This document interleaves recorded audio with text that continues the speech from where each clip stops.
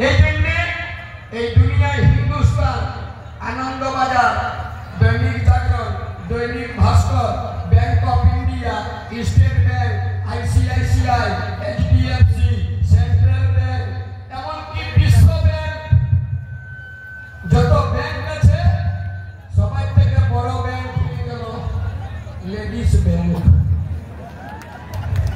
যদি বলবে telephone number করছো, এটিএম এর পয়সা বাই করে নিতে পারবে, ইনাদের এটিএম এর কোড নম্বর জানা নাই, বদলের আলমারি 22টা ধুতির শাড়ি, তার ভিতরে 2000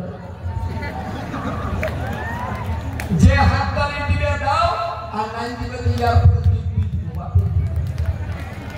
রেডি?